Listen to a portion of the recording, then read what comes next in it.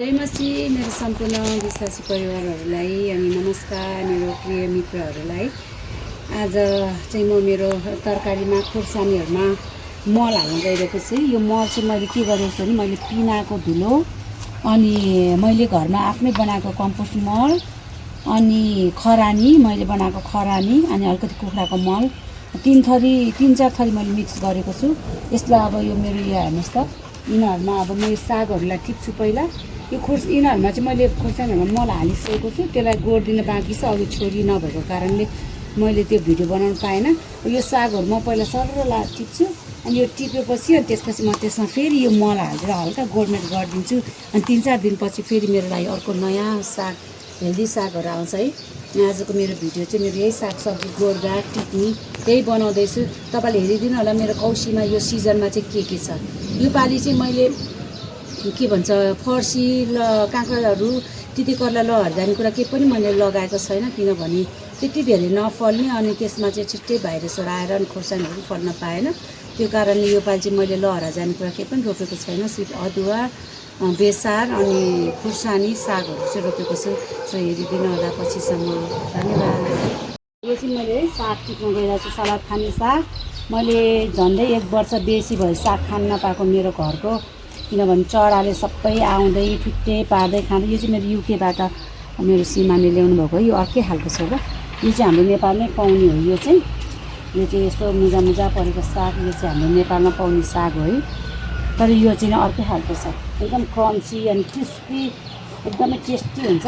मलाई चाहिँ सलादको सागहरू एकदमै मनपर्छ डाइरेक्ट खानलाई। अनि यो जबदेखि मैले यसरी यो नेट राखेको छु, यो नेट राखेकोदेखिबाट चाहिँ चराहरू भित्र छिर्न पाउँदैन अनि त्यस कारणले मेरो सागसब्जीहरू चाहिँ मैले खान पाएको छु। नत्र भने मैले चाहिँ सागसब्जी लाउने तर चराहरूले चाहिँ खाने भएको थियो। तर अबदेखि चाहिँ मैले लगाएको म आफै नै खानेछु। सो हेर्दै गर्नु होला मेरो भिडियो। मैले साग टिपेँ है यिनीहरूको, हेर्नु त। अब यसमा मैले एक मुठी एउटा त्यस भाँडालाई 1 मुठी मात्रै हाल्यो भने पुग्छ कि यो धेरै हाल्यो भने पनि त्यो गर्मी छ नि त, अनि गर्मीको कारणले यिनीहरूलाई फेरि उल्टो हानि गर्छ। त्यही भएर ठिक्कको हामीले आफ्नो मुठीमा एक मुठी वरिपरिबाट ठ्याक्कै जरामा नपर्ने गरेर हामीले यसरी हाल्नुपर्छ। अनि यो हालिसकेपछि चाहिँ हल्का के अब यो भाँडाको त हो कमलो हुन्छ नि त, बारीमा भएको कोदालीहरू चलाउनु भन्नु। यसलाई चाहिँ म चाहिँ प्रायः मेरै औँलाले नै युज गर्न मनपर्छ। मलाई चाहिँ हातले नै छोएर माटोलाई यसरी हल्का यसरी चलाइदियो भने हल्का कि माथि नै अनि पछि सरर पानी हालिदिने। अनि अब 3-4 दिनमा तपाईँहरूलाई म देखाउँछु मेरो साग पहिलाको भन्दा झन् राम्रो, झन् धेरै पत्ताहरू आउने छ। त्यसरी खोर्सानीहरू पनि मेरो हेर्नु त अहिले अब सिजन खोर्सानीको हो नि त, मैले यसरी गरेको छु। खोर्सानीलाई पनि म त्यस्तै तरिकाले गर्नु चाहिँ हेर्नु होला। यस्तै गरेर मल अघि नै हालिसकेको छु 1 मुठी, यसलाई माथि फुरफुर गर्ने। अनि खोर्सानी यत्रै हुँदै हामीले यसलाई थाङ्ग्रा दिनुपर्छ कि सपोर्टको लागि। यो ठुलो भएर दियो भने चाहिँ के हुन्छ भने यसको जरा चाहिँ यहाँ पुरै पिजिसकेको हुन्छ अनि हामीले जबरजस्ती त्यो थाङ्ग्रा घुचार्दा जराहरू काटिने भएको कारणले खोर्सानीको बोट हाम्रो मर्ने सम्भावना धेरै हुन्छ है। त्यस कारणले अहिले सानैमा हामीले यसरी थाङ्ग्रा दियो भने अब यसलाई अब थाङ्ग्रा दिन पर्दैन। त्यस कारणले यो चाहिँ सेफ भयो। हेर्दै गर्नु होला मैले मल हाल्ने गोड्ने तरिका।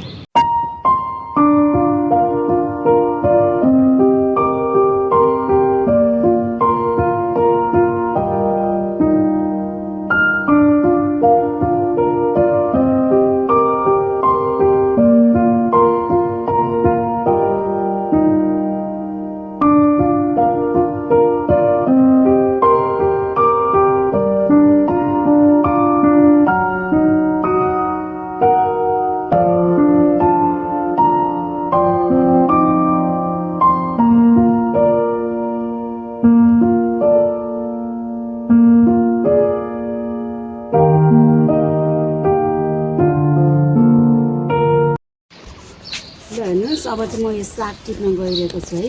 यो चाहिँ चाइनिज साग हो, हेर्नु त कस्तो मजाले फलेको छ। यो चाहिँ खाने बेला भएको छ। मैले धेरै बाक्लो रोपेछ, मैले 2-3 चोटि छाँटेर मैले खाइसकेँ। यो अझै पनि बाक्लो छ। हेर्नु कस्तो राम्रो छ, कति मिठो छ कि यो फेरि है। यसलाई म पछि पेलाउँछु जराहरू। अहिलेलाई चाहिँ यसलाई म उठाल्छु। पुरा मजाको कि यो चाहिँ सानैमा फुल्छ यसरी यसरी फुल्छ